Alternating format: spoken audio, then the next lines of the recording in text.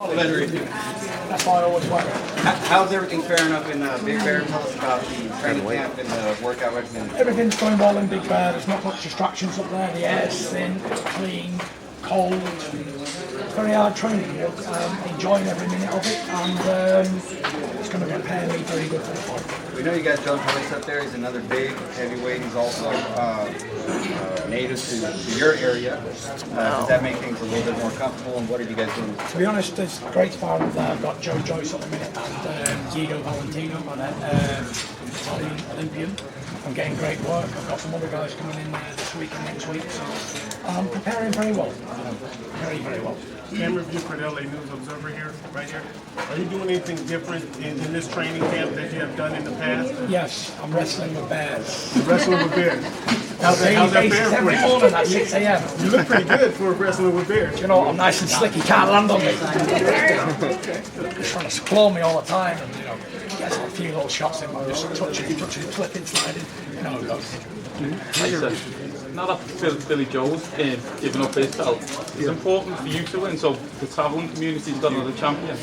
Not really, I'm a lineal heavyweight champion of the world, and goes back to the days of John L. Sullivan.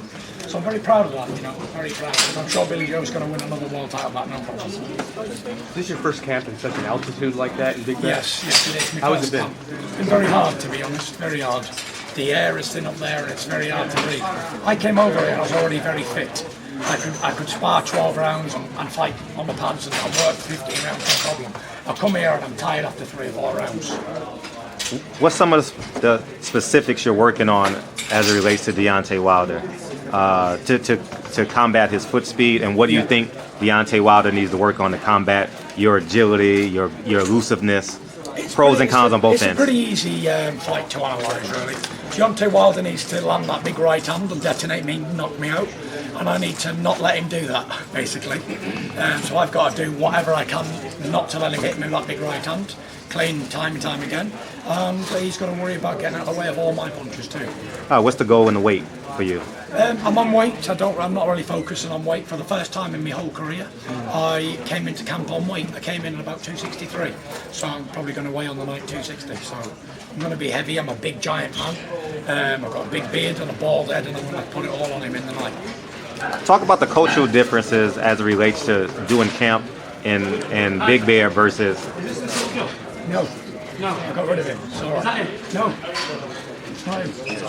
Doing camp in LA versus doing camp in the UK. Can you speak about any major differences that you had to overcome? There's not much major difference, only the time difference. It's 8 hours behind in California to the UK. So the main reason I came to Big Bear is it's on the same time zone, and the time zone is very important. A lot of UK fighters come to the US and only leave a week or so. And the same with the US fighters going to the UK. And the time is a massive, massive advantage. If I can get the right time zone here, I'll feel great on the night. You feel you're on time, though? You're on time now?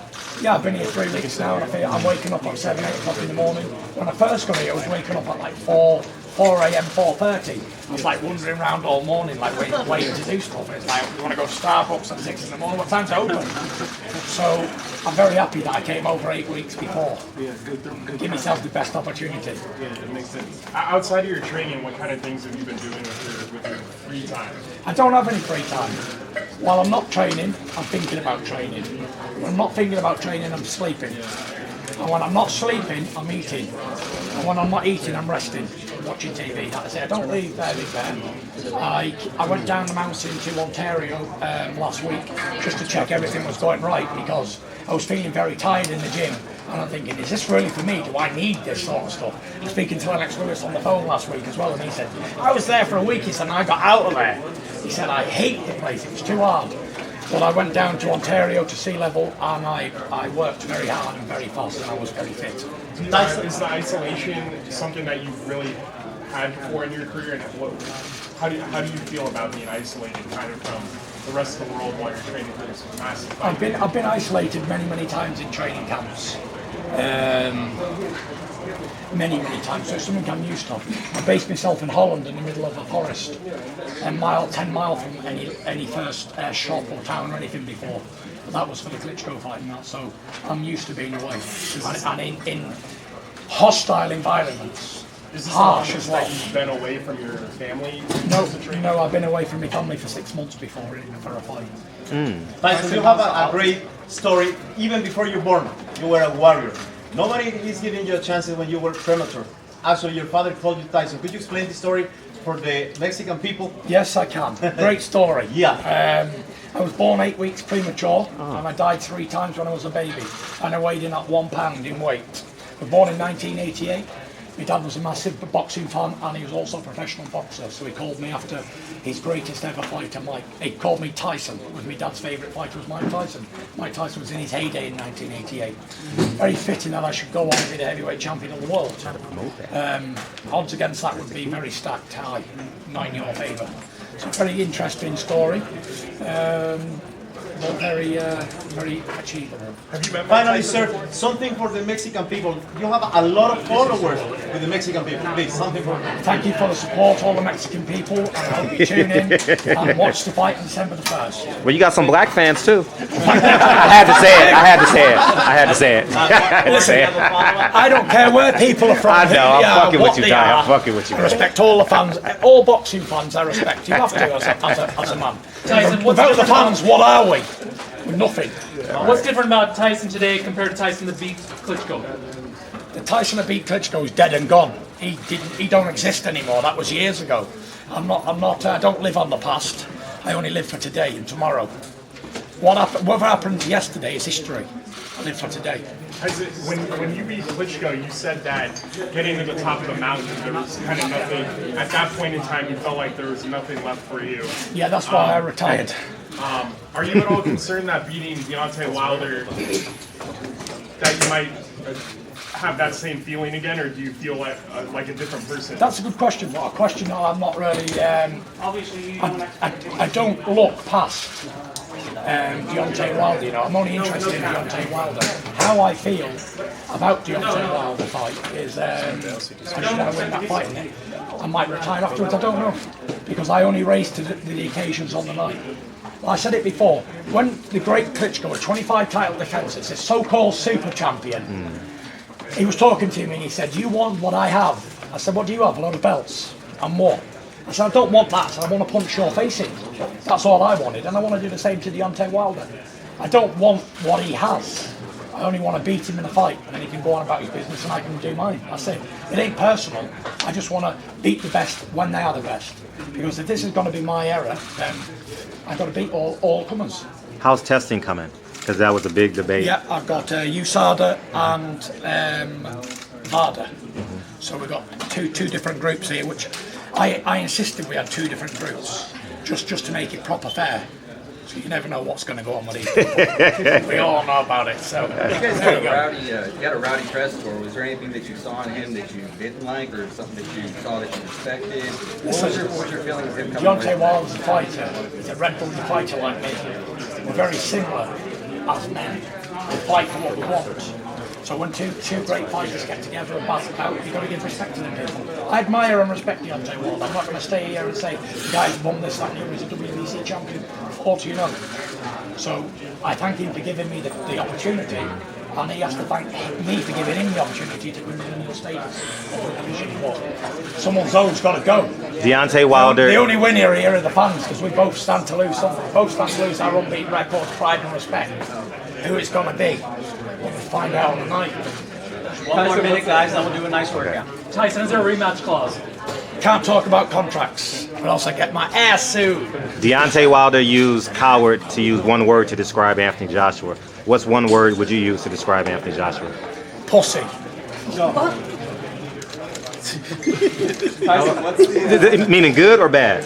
I know your personality. I'm fucking with you. Tyson, what's the after party going to be like? It's going to be epic. Everyone's invited. How long are we keeping that beard going? I'm keeping this beard going for around about since June. So we've got a competition going with my buddy over there, and whoever loses pays $1,000 to charity of our choice. Very well. Marcos? Hey, Tyson, you're up in Big Bear, you're excluded. How's the whole Big Bear experience been like for you this time around? It's your second fight in the U.S. Yeah, it's been amazing, you know. I friend of mine always said, let's go to Big Bear, let's go to Big Bear. Even if I was fighting in England or wherever, he always was adamant we had to go to Big Bear. And this was an opportunity to go to Big Bear because we're fighting in Los Angeles. It's been good, you know, the people have been very welcoming. The whole town is very supportive and positive about me being there. I use the local gyms, I'm talking to local people. It's great atmosphere up there. It's almost like we're on a different planet altogether up on the mountain. Why? It's great. I just feel like I could be anywhere in the world there. I could be on Game of Thrones or anything, couldn't I? Who knows? You absolutely could. You absolutely How's could. it been interacting with people here in California, people from a different country? Has it been a culture shock at all for you? How's that been like? It's not a culture shock, no, because I've travelled the world many times. But it's great. It's a great experience being here. You know, the American people love someone who's talk and confident, who can talk a bit and give them a story or talk to them properly. And I appreciate being here. You know, it is the country of dreams, and hopefully my dream will come true on the 1st. Is the winner ace high against Anthony Joshua? The winner is the man. There's no doubt about that. Him, that other guy from England and his promoter, I don't even want to give them any credibility in my interviews. They had their opportunity for $80 million. What type of a fighting man turns down $80 million if you don't want to fight? There we go, say no more. The two best heavyweights who's got balls like King Kong are going to fight on December the 1st. May the best man win. Okay, guys, we're going to have Tyson get changed and have a workout. So just give him a few minutes of break. Thank you, Tyson. Thank you, Tyson. All the best, guys. Take it easy. Thanks, guys. So what you coming out to? Tupac, Dr. Dre. Nas, rule the world. Nas. You got that's that Barclay though. What's on Tyson Fury's playlist in the locker room? Mixed players.